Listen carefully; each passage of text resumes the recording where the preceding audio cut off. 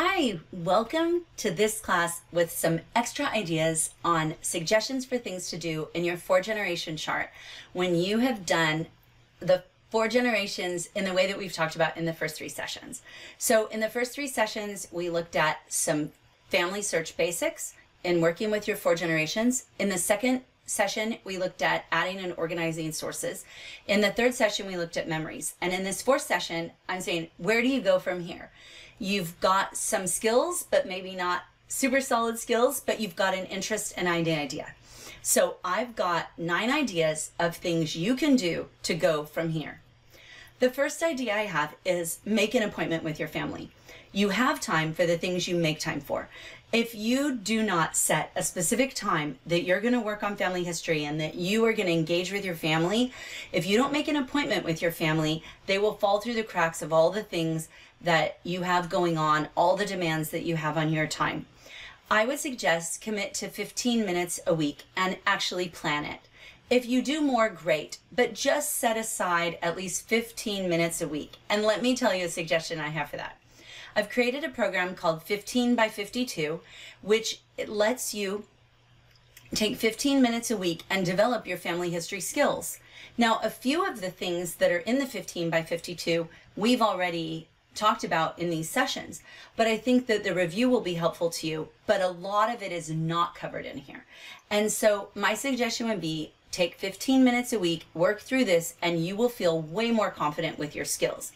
If you already feel confident with your skills, then move on and spend that 15 minutes a week working in Family Search or Ancestry or whatever platform you want to do, fleshing out those 4 generations and deepening them. Now, I've got more ideas for that. My grandma used to say, watch your pennies and your dollars will take care of themselves. And I think it's true of time. You don't have to worry about where are you going to find hundreds of hours to work on your family history. Find 15 minutes a week and those will add up to hours, and they will add up to the hours that you need. I think about my grandmother pictured here with my father. And I think about how they've both passed away now and how much I love them, especially my grandmother. I was very, very, very close to my grandmother. And I look at pictures of her, I find memories of her, and I think, you are worth my time, Grandma. And I think, how could I look her in the eye and say, you're not worth 15 minutes a week of my time? When you think about someone in your family who you really care about, it'll make it easier for you to make that appointment with your family. The second suggestion I have is to help someone else. Now, don't get nervous. Don't be thinking, I don't know anything, I can't help anybody. But think about this. If I offered you a box of donuts, you probably wouldn't eat all of them. I mean, maybe if you were really hungry, right? But usually you're going to reach for the one that appeals to you. And if somebody comes up to you and says, hey, what are good? You know, which ones are good? You'll point to the one that you like.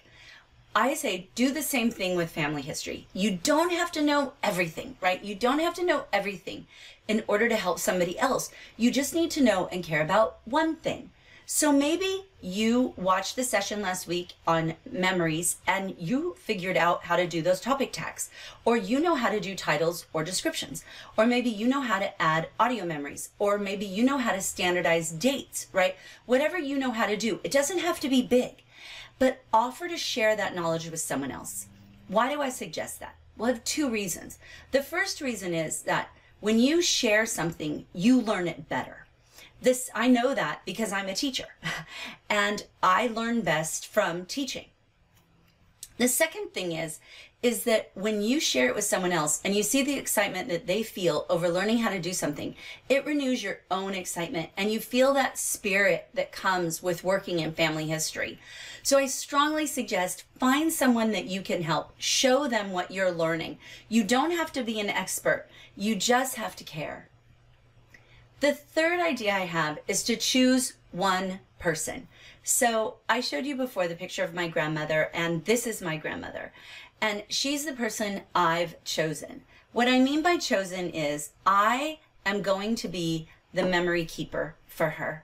I'm going to make sure that all of her pictures that I have are uploaded into memories, that they're tagged correctly, that they're titled correctly, that there are good descriptions, that I've recorded memories about them.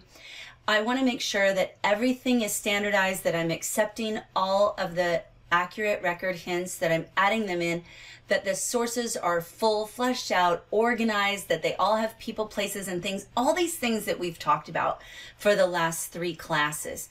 Because what I want is if you go to Family Search and you come across my grandma's person page, you will know just by looking at it that she was beloved. You will know that this is a person page and someone cared about this person. That's what I want. My suggestion for you is, if you are looking for motivation, choose someone who has passed away who you loved and be the memory keeper for that person. The 4th thing I would say is go get some memories. So sometimes we are used to accepting the hints and suggestions that are given, and that's great. Or maybe we're uploading the memories that we have, and that's also great. But you can grab more memories as well. Find some newspaper articles. You can get a 1-week free trial subscription to something like newspapers.com, where you might find articles. This is an article I found about my great uncle, Carl, who ended up, he served in the South Pacific in World War II. He was on the Yorktown when it sank. He was in so many, the Battle of Coral Sea, he was in lots of them. And this was a little article about when he was home on leave during World War II. And these kinds of memories really add to your feeling about who this person was. And it's really fun with old newspapers because they were basically the social media of their time. And I have an article from a newspaper about my father's 2-year-old birthday party, right? You don't really see that much anymore, but you can do that. So just go get a week's trial and go pull all the articles that you can find and save them to be your memories. Look at things where people live. Now, I grabbed this one out of Ancestry. This is a city directory. These are available in Family Search as well. And it tells me the address that my great-grandparents lived in 1931. This is basically a phone book, right? And so then I can Google that address and go try to find a picture of that house. Now, sometimes the house will no longer be standing. Sometimes the roads will have changed names. If you look it up and Google doesn't find the address, then my suggestion would be to call the public library of that city and ask a librarian, how can you find out what the older names of the streets were? Now, usually that record will be kept by somebody in the city or county government, but I find that the librarians are more helpful. So I call the librarians and they will almost always be able to tell me how I can find it. And many times they'll look it up for me, especially if I'm far away. Go look at some maps. So I went and pulled up, where this was, and you can see I pulled up where my family lived. And when I go look at this map, it's really helpful to me because I know later when I hear, oh, somebody lived on Niagara Street, or somebody lived on South Salina, or somebody lived on Oneida Street, I'm like, oh, okay, they weren't moving very far, right? So look at some maps. When you look at those maps, it really grounds you in what was going on with the family. Now you can grab old maps too. This is an old map of Broome County, New York, I found on the Library of Congress website. This helped me see the little towns in Broome County.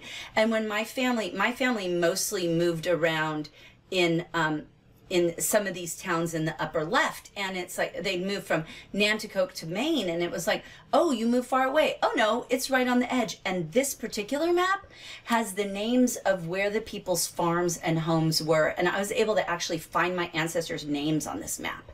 So when you go find these old maps, it can really help you flesh out the story of the family. Go get pictures of important places. This is a picture of me in front of my grandmother's old beauty shop. It's no longer her beauty shop, but it was. And I spent every summer growing up in that beauty shop. The windows used to be full of African violets. It had a neon sign, Laura Jane's Beauty Shop. I would give anything to have that sign. But when you have pictures of these important places to you, you can more easily tell a story.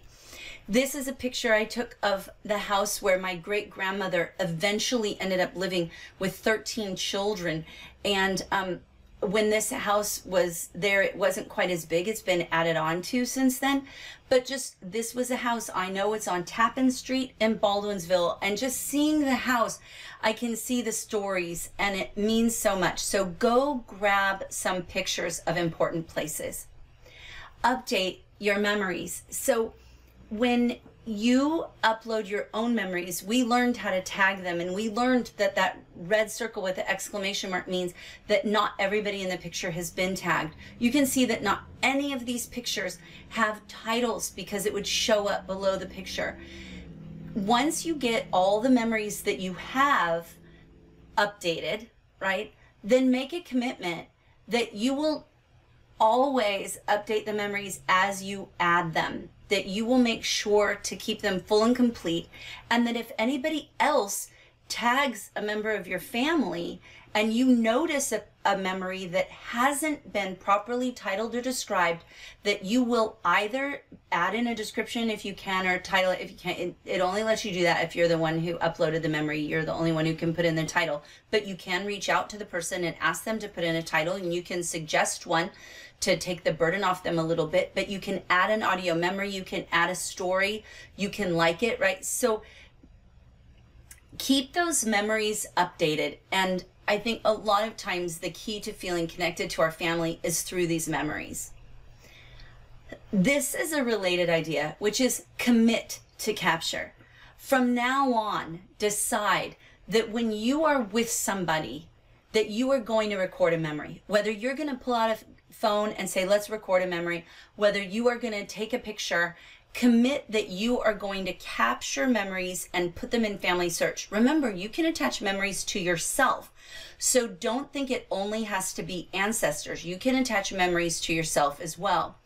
So think about the next time you're visiting an older family member, show them a picture and ask them what they remember. Record that. I thought of a few different ways. Phone calls. Now, I don't typically record phone calls. It makes people a little bit nervous. But if you know someone who's younger who might not mind, or somebody who's older and might not mind, or just remember the phone call, right? So call them up and say, hey, Aunt Betty, can you tell me about the time? And then write that down, write the story, add it to the live sketch, add it as a story.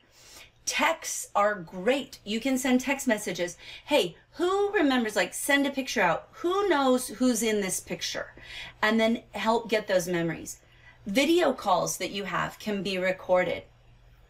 Even while you're waiting for food, to me, this is the perfect time.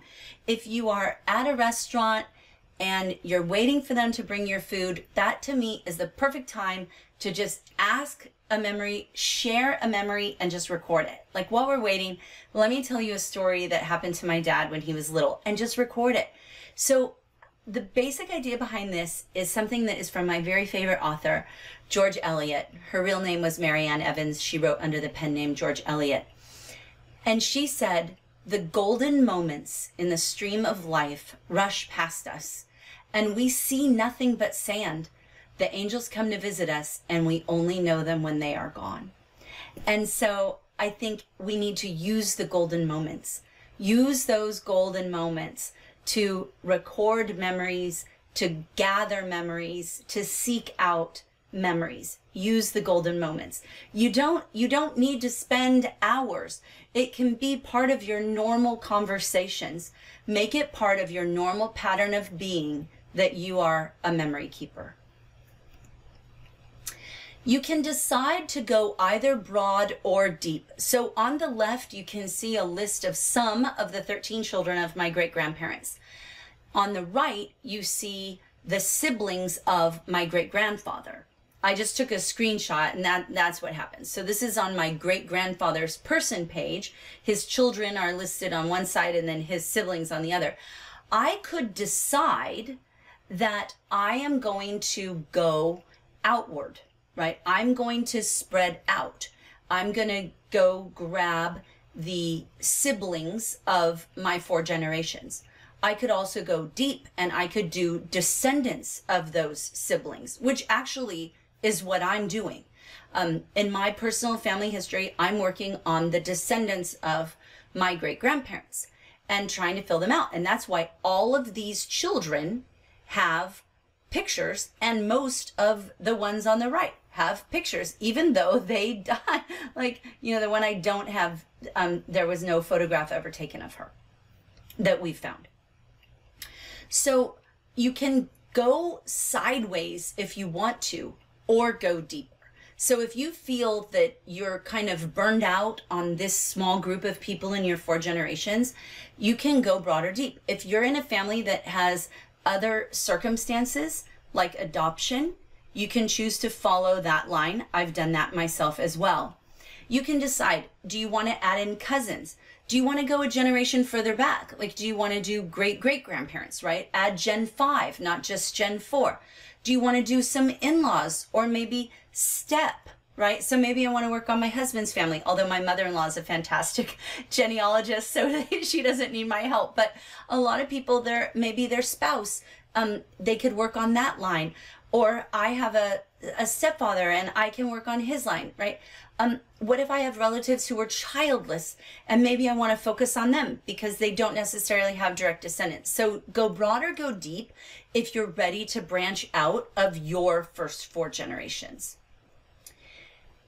You can also look, when you're going broad or deep, at the histories of places. So this is a very old and has been colorized photograph of the town in way upstate New York, almost Canada. Actually, the border of the county is the Canadian border, a town called Malone, New York, where my great-grandmother was from. And I can go read about the history of Malone, New York. And I learned so much about my family by reading the histories. It helps you understand why people had the jobs they did, or why they may have moved there. In order to find the histories, just Google it. No, really, just Google it. I just Google history of Broome County, New York, and things will come up. Sometimes it's a Wikipedia entry, sometimes it's a whole book, sometimes it's a page on the county or town's website, but you will be able to find histories of places. Through doing that, I found pictures of places where my great-grandfather worked in 1910. So this can be a really cool thing to do to flesh out your idea of who your family is and to add to that life sketch. All right. The next thing I suggest is to spend some quality time with a census. So I've gone through the other ideas fairly quickly. I'm going to spend a little bit more time on this one. I love the census so much. So this is a screenshot of the 1920 census taken in Los Angeles, and my great-grandparents and my grandmother appear on this census. So I'm going to show you some of what I can find on a census and what I will do with it. So I will say census records are vastly underappreciated. They are a gold mine. Now, they are the most used genealogical resource, maybe used as much as birth and death certificates, maybe more, because we have more census records than we have birth and death certificates available to us. But even though we use them so much, we leave them so much on the table. We often are just looking for places and dates, but there's so much more there. Let's dive into this census. So, well, before we dive into this particular one, let me say this is a great goal. I'm not saying you have to have this goal, but this is a great goal. Find every member of an ancestor's family. So maybe every member of your great-grandmother or great-grandfather's family in every available census during each of their lifetimes. So, for instance, my grandmother was born in 1921. So she's obviously not going to appear on the 1920 census. She does appear on the 1930 census and the 1940 census. When the 1950 census is released soon, actually, she will be on that census. So I know those are the only census records I'll find her on. Now, my great-grandparents appeared on more census records. Not only were they born earlier, like my great-grandfather was born in 1890. Well, most of the 1890 census disappeared. However, many states, and they were from New York, and New York is one of those states, took state censuses. So I've been able to find ancestors on the 1875 census, on the 1885 census, on the 1905 state census. So look for the available census records, and I'm going to give you a pro tip on that. Start at census.gov/history. It's a little hard to navigate to it if you don't know, so just go straight to census.gov/history. When you go to census, well, first of all, if you've never been to the census website, it is fascinating. It is really fascinating. They have this population clock that's really interesting, but there's so much data here, so many interesting things. If you're a teacher, they've got tons of stuff. Anyway, it's really cool. But if you go to census.gov/history, it'll look like this. They are constantly sharing super cool things about what's going on. So right now they have a bunch of stuff about previous elections. And you can go read about some of the interesting things that happened. I'm telling you, the census.gov site, especially census.gov/history, is completely underappreciated. You will go down a rabbit hole here. I mean, it's amazing. So click on Through the Decades. When you click on Through the Decades, you'll get this drop-down menu. You can choose fast facts, which will give you fast facts about years that census records were taken. Like you can click on 1900 and it'll tell you all these cool facts about 1900, right? So there are lots of things. There's an index of questions so that you can see what questions were asked on what census records. But the thing that is really important here is the census instructions. What these were the instructions given to the census enumerators. And so you can click on the year and look at the instructions for that year. So why is that important? Well, for instance, on the 1910 census, one of the things it asks is anybody blind? Is anybody an idiot? That was an acceptable term then. So the instructions will tell you how did they determine that someone was going to be classified as an idiot. And just because I know you're curious, it was if the neighborhood agrees. That was the diagnosis. No doctor, just does the neighborhood think that the person is an idiot? Then they would be called an idiot, right? So you want to read this because like in my family, there's deafness. And so when I read the census, I want to read the instructions. How deaf did you have to be in order to be considered deaf for the census? Because otherwise I might think that, oh, it looks like the deafness skipped a generation. Oh no, it's just that in reading the instructions, I can see that they had to be completely deaf, not just hard of hearing or only have hearing in one ear or something.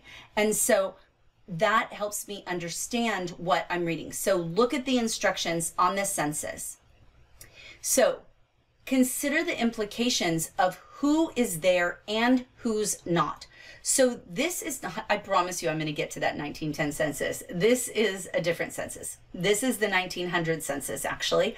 And these are my, so Florence here, this Florence, the daughter, is my great-grandmother in the home of her mother and father. There's great stuff in this census. 1900 was the first census that gave us the month and year of the person's birth. However, remember that the census is only as reliable as the person who gave the information. The information is only informed as the informant. So you still can have errors. This will tell me so many wonderful things. So it says like the year that they were born, how old they are now, how many years they were married. That's great. What I'm looking at here is who's on this census. So it says Nancy Veo, niece. Huh, I don't know who that is. So this tells me, because it says she's a niece, I can go try to find her. She's 9 years old. And then I have to think about, why would a 9-year-old be living with an aunt and uncle? What could be going on? Is there a divorce, an illness, a death, a move? Was she there to help with a baby? Was she just there for a visit, right? You were enumerated where you were. You didn't necessarily live there. You could have been there on a visit. And then look at this though. I see right below it, Andrew Rivette and Mary Rivette. And that makes me think, I've heard that name Rivette before. So I go back to my great-grandma's page, and voila, I find this is my great-grandmother's sister. So that census, this Mary Rivette, is Mary Arell, who is the child of my great-great-great-grandparents, my third great-grandparents. And so because I'm looking at who's around them on the census, I'm able to see, oh, okay, this is my great-great-great aunt, my third great aunt living here. And I can get information from her as well. Consider the implications of who's there and who's not. Now, when you're looking at census records, embrace your inner skeptic. So on this census record in 1920, these are my great-grandparents. My great-grandmother is listed as being 33 years old, and my great-grandfather is listed as being 36 years old. No, they were not 33 and 36. Look at the 1900 census. Here's my great-grandmother, born in September of 1898. If you're born in September of 1898, you are not going to be 33 in 1920. So even though you see it in a census, still be skeptical. Think about, don't ignore contradictory information. Figure it out, right? Figure it out. Puzzle it out a little bit. All right, now let's look at that beautiful 1910 census. I should write a poem about how much I love the 1910 census, the Ode to the 1910 Census. So let's dive in. Oh, how I love this census. Okay, why do I love it? Here's the biggest reason. It had the actual street address. The actual street address that then you can go look up. It's amazing. It's amazing. It's written here on the side. I turned the census over on its side, but I can see West 16th Street. I can just go get that number. I can go search. Here, my great-grandparents are down here, right here. And so it's just amazing. It will tell me how many years in this marriage. That's what this number 15 is. And M1 says they're married and it's their first marriage. Well, that's really good information, right? That's very good information. I can see here that my great-grandmother and my great-grandfather are 40 and 41 years old, living in the home with my grandmother, who was 14. Now, another thing that this census told us was, did they own or rent the home? Now, unfortunately, in this case, my great-grandparents rented their house. Why do I say unfortunately? Because if there had been an O here instead of an R, then they would have owned their house and there would be a deed record, right, that I could go look for. I know I'm getting ridiculously excited, but it's absolutely true that land deeds are a gold mine. So I can tell that. Now, how do I know what that R means? Well, I look at the top of the column, and if I still don't understand, I go back to census.gov/history and I go look at the instructions. It gave me the type of work they did. So at this point, my great-grandfather owned a grocery store.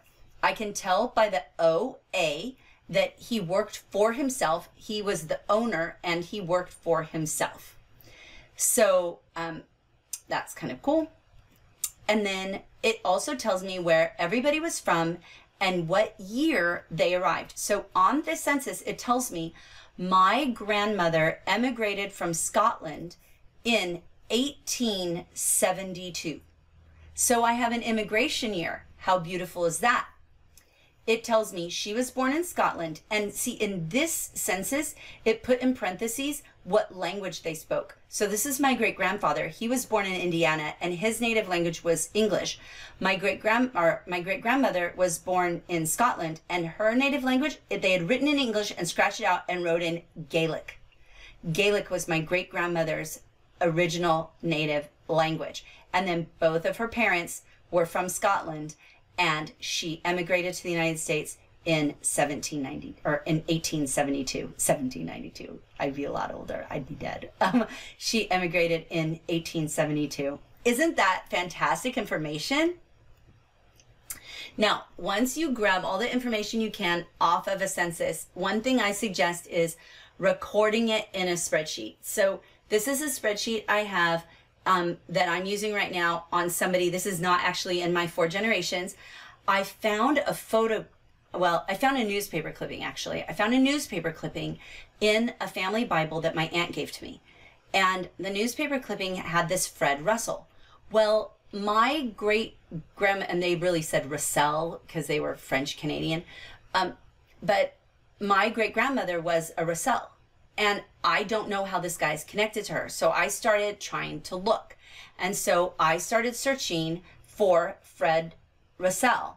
And I'm looking, what records do I find? And you can see here, see that 1905 New York Census, 1915 New York Census, 1925 New York Census.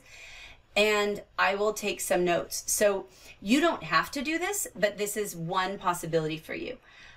Especially if you're trying to track somebody down or trace somebody, or you have a question, putting the information from the census into a spreadsheet is helpful. It also tells you what census records you already have and that you no longer need anymore. Now, the other thing I would suggest is to take the information you got from the census, write it up as a little paragraph, just a sentence or two. This is just 2 sentences, and add it to the people's life sketch, right? In April of 1910, Benjamin and Bella were living with their only surviving child, 14-year-old Margaret, and a boarder on Georgia Street in Los Angeles. He owned a grocery store. I can put that in their life sketches. And then in my grandmother's life sketch, I could put, in April of 1910, Margaret was living with her parents and a boarder who was a widow on Georgia Street in Los Angeles. Her dad owned a grocery store, right? And so this is how you can flesh out that life sketch. If you've been wondering, like, I don't know what to put in the life sketch, the census will tell you, right? The census will tell you. I could add, like in that one census of my great-great-grandparents, right? And they were living next door to my great-grandma's sister. I could put that in there. All right, number 9, learn where to look. Oh, you know what? I said I had 9 ideas and I actually have 10. I have 10, a bonus. So learn where to look. When you are working on your family history and you're missing documentation, you're missing something you don't know. So for instance, if you see this 4-generation chart, actually this is 5. This 5-generation chart, you see, I've typed in unknown, and that's not really the person's name, but it is unknown. And so I have to say, what document could I use to prove this, and where would I find it? So you think, do I need a birth certificate, a marriage record, a death certificate, an immigration record, a land deed? What might have the information that I need? And so when you are doing that, then that's when you really get into working as a family historian. And if you have a question and you don't know the answer to this, then ask a family history consultant. If you don't know one, then you can look up familysearch.org and click help, and then they can help connect you to a family history consultant.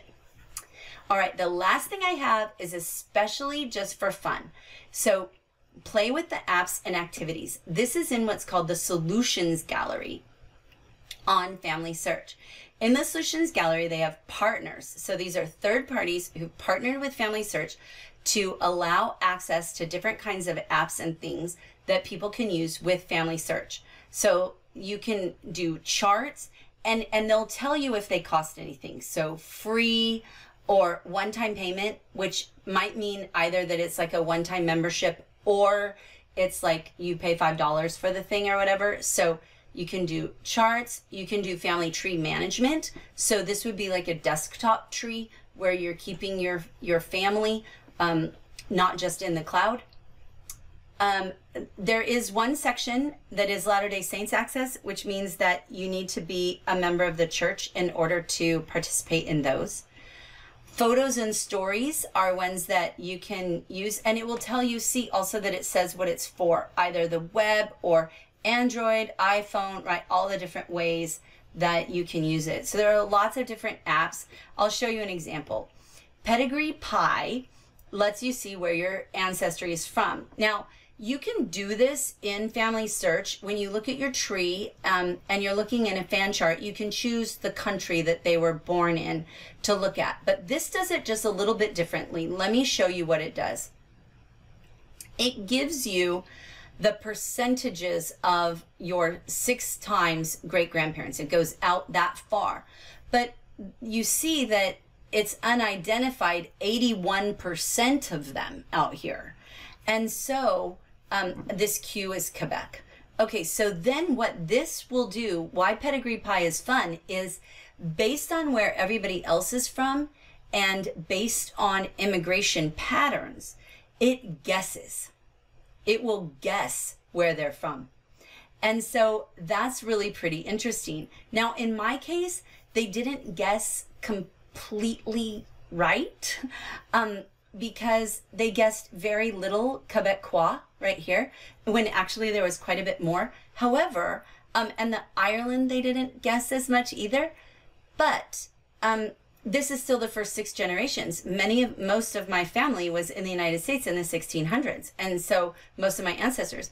But you can see the legend over here. I can see this whole side of my family is Irish, right? This whole side of my family is, what color is that? That's Austria. Oh, and this whole side of my family is German. This is unknown. These are unknown, right? Here, this is England. This is Scotland. And so it's just kind of a cool thing to look at. So that's Pedigree Pie. I'm just showing you this as an example of what some of these apps can do. The other thing that you can do is choose activities. So in Family Search, if you click on activities, this is what that drop-down menu will look like. And you can do a bunch of different activities. So here's a list of them, right? And I'm just going to show you one. This is the compare a face. So in compare a face, I have my picture and then I choose a picture. So it will tell you who it thinks, it will by default tell you who it thinks you look the most like. And then you can also click on individual people and it will compare how much of your face is the same or very, very similar to that ancestor. So I picked my great-grandfather just for fun and found that I was 25% like him, which is kind of funny, right? Because he's 25% of my DNA, right? So it was perfect. Here's something funny though.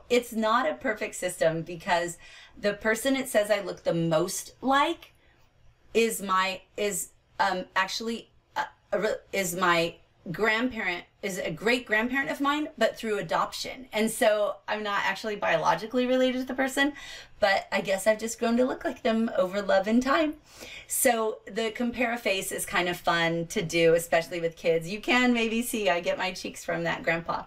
So those are just some of the things. You can also look at like where your last name is or found in the Family Search shared tree, meaning how many people with your last name are from these different countries. So 10% of people with my maiden name are Welsh, 10% are English, 51% are American, 2% are Canadian. Kind of weird that they're not Irish since it's an Irish name. And then you can look up the year you were born and it will tell you all kinds of cool stuff. So there's a bunch of different fun things that you can do as activities in you can do lots of fun things in Family Search. So sorry for that. I came to the end of the recording before I anticipated it. So I hope that you found these 10 ideas useful and helpful, and I hope that at least one of them sparks your interest in continuing to work in your family history. If you have any questions, please leave them in the comments below, and I would be more than happy to help you. Thank you for participating in these 4 classes, and if you haven't already, please subscribe so that when we do more classes, you'll get notified. And please feel free to join the Facebook group if you would like to, or if you have any questions that you would like answered while you climb your family tree.